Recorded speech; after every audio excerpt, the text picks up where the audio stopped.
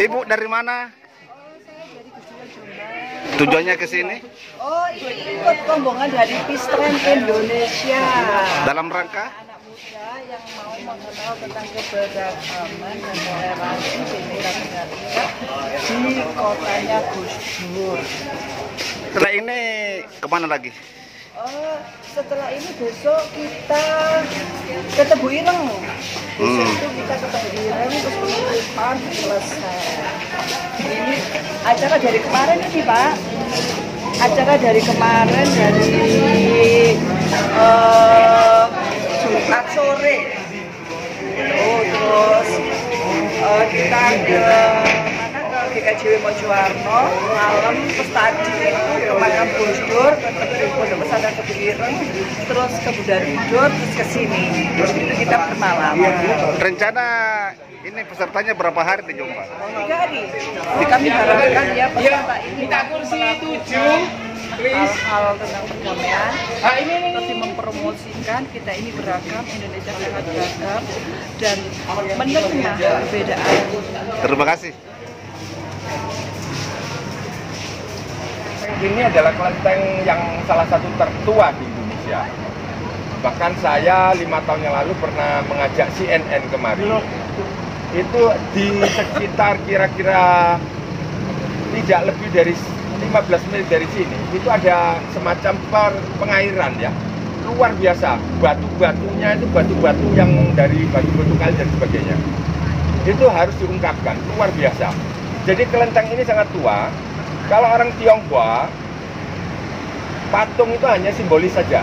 Sebagaimana orang Islam ada Ka'bah ya, tidak mungkin mau disebut sebagai nyembah batu misalnya. Itu hanya lambang saja. Jadi satu kelenteng itu terbakar misalnya, nggak masalah. Ya, kami tetap menyembah pada Tuhan yang sama. Satu. Hal kedua, kalau orang Tionghoa meyakini bahwa patung itu akan menyerap semacam aura. Yang terbaik itu dari kayu, tidak boleh dari emas sekalipun, tidak boleh. Yang sini itu dari kayu. Dan sebagai bukti bahwa tua, setiap tahun itu ada, kalau ada perayaan hari kebesaran ya, dari dewa yang bersangkutan, itu dimandikan air kembang dan sebagainya. Dan terbukti hidungnya ini kropos, mengalami kekrosan seperti itu. Satu. Hal kedua, kelenteng ini sangat tua dan seringkali didatangi oleh orang-orang terutama Nadiyin ya. Malam pagi datang ke kemari hanya sekedar dolan, ada yang sepedaan dan sebagainya, semacam itu. Jadi ini sesuai dengan budurian. Kemudian wayang potehi itu juga nanti bisa fleksibel karena ketua kelenteng ini juga nyentrik. Museum wayang potehi ini terbanyak di dunia. Dan pemiliknya ini orang gila edan itu. Tidak dijual. Berapa miliar pun tidak dijual. Jadi ini adalah incaran para kolektor dunia. Ini namanya Hyolo. Hyolo ini tempat untuk doa kepada Tuhan Yang Maha Kuasa. Ya, setelah pada Tuhan Yang Maha Kuasa, baru kemudian lainnya. Oke. Ini para suci. Ya, para aulia kalau di Islam. Dan ini tidak pasti ada di kelenteng-kelenteng tertentu. Ada yang ada dan ada yang tidak. Ini untuk para aulia, para suci. Oke. Setelah itu kita akan permisi pada sini misalnya. Setelah itu ke altar utama. Ini altar utama. Ya, ini kongco. Kongco itu eyang kakung. Kongco. Kongco kongtek cungeng. Patung utamanya itu di dalam. Kecil, tidak sembarang dikeluarkan. Di dalam. Itu hidungnya sudah keropos.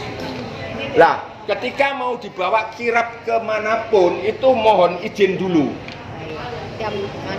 Ini namanya Pak Koi. Ini dari bila ini, ya. Kalau jatuhnya begini, maaf, jatuhnya begini, yes. Ini no. No. Kalau begini, yes. Kalau gini tertawa. Ibaratnya sekarang ya, misalnya. Ibaratnya panjenengan mau operasi misalnya, sudah jelas-jelas harus operasi. Tanya, kongco atau yang kagum, apakah saya perlu operasi ke dokter? Perlu misalnya ke laboratorium, akan dijawab begini. Oh dia kamu goblok, buat apa nanya? Ngerti ya? Nah, ya. Kemudian kalau lebih mantap lagi, bahkan ada yang 3 kali. Saya minta 3 kali yes. Ya, tidak hanya ini aja, tapi 3 kali. Kalau 3 kali itu berarti secara probabilitas itu 27/1.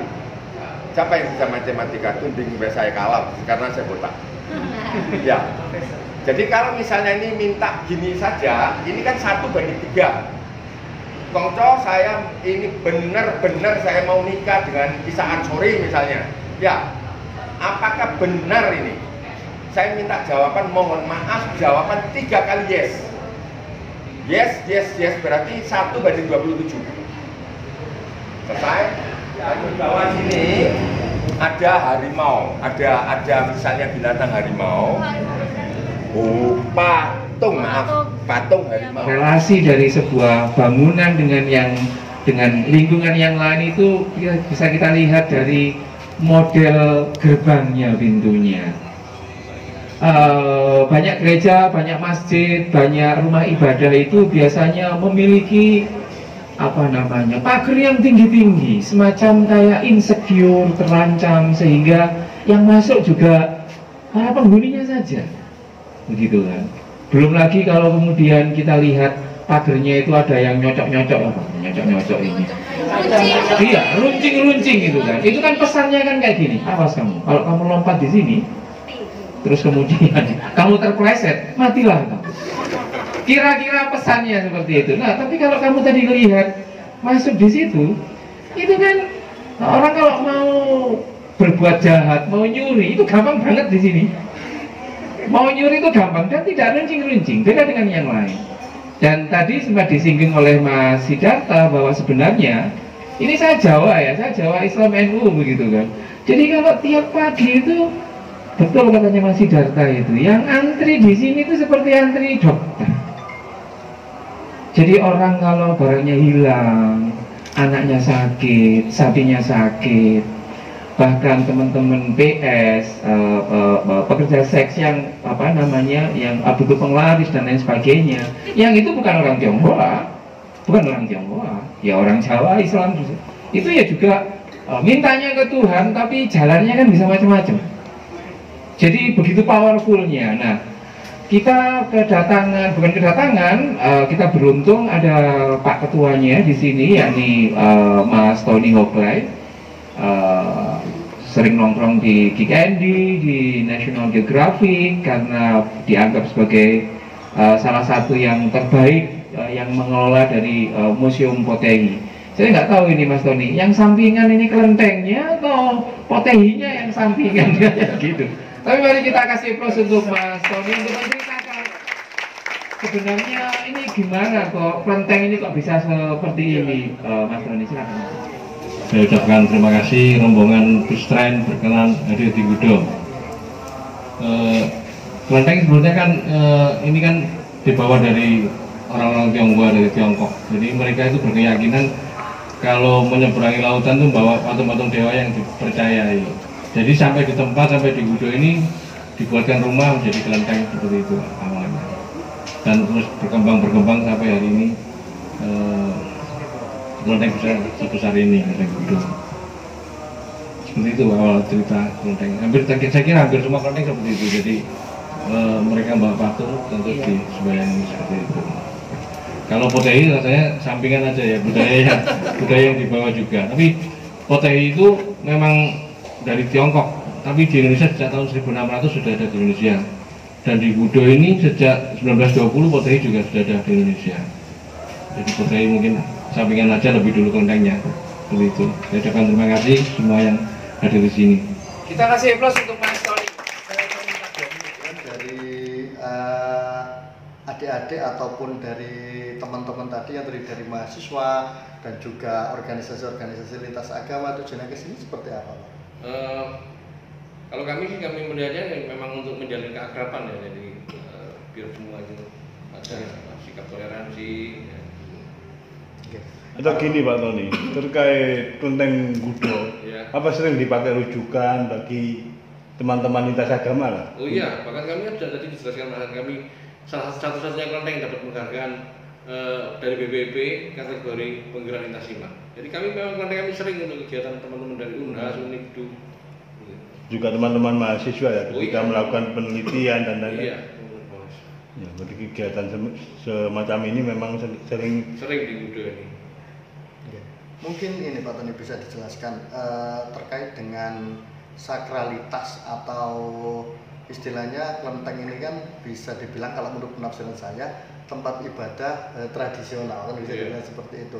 Untuk sakralitas sendiri tadi kan sempat dijelaskan juga di awal, ini tempat ini untuk orang punya hajat pengen memohon misalkan barang hilang lah gini lah, itu bisa dijelaskan ulasannya rangkumannya itu bisa dijelaskan juga. Ya, itu memang masyarakat di sekitar sini banyak yang datang ke sini. Ya itu berdoa minta misalnya ya tadi untuk kesembuhan, untuk cari jodoh apa saja itu banyak yang di sini. Banyak ya di Iya, sini ya. iya. Tentang masalah tujuan itu kan variatif ya. Artinya siapapun yang datang ke sini kita membuka. Iya. Ya, masalah tujuan kembali ke pribadi masing-masing kan gitu Mas. Iya. Yang penting tetap di sini jenengan selaku pengelola ya di Iya. sini selalu menjaga asas-asas kerukunan antar umat beragama, selalu menjaga asas-asas keutuhan, khususipun perdamaian gitu. Mungkin ini kelenteng ini jenengan awal jadi pengurus itu tahun berapa? Saya diangkat jadi pengurus tahun 2008. 2008 gitu. Ya, jadi ketua. Ketua Kelenteng sampai hari ini. Kelenteng, ya. Udah 4 periode belum ada pakai. Nah, Ya. artinya di sini kan mempersilahkan siapapun untuk yang ingin berkunjung ke sini dengan tujuan belajar, dengan tujuan edukasi, apalagi dengan tujuan membuka peluang kerukunan antar umat beragama. Seperti itu ya. Ya. Monggo di Kami memang kelenteng ini kami sangat membuka ya, membuka diri untuk siapa saja yang datang ke sini, termasuk di strain ini dan 4 hari yang lalu juga dari PMI juga acara di sini 4 hari 4 malam ini. Jadi memang kami ingin agar kami tidak eksklusif, kita menjalin keakraban dengan semua lintas agama. Oke. Untuk apa ya istilahnya syarat ataupun ketentuan ketika ada yang pengen bertamu ke sini itu bisa dijelaskan seperti apa syarat dan ketentuannya, atau butuh komunikasi dulu atau berupa secara administrasi surat masuk dulu atau seperti apa? Kalau kegiatan memang datangnya orang banyak ya, misalnya berapa 50 orang, ya memang harusnya memberitahu dulu ya, jadi kita ada persiapan.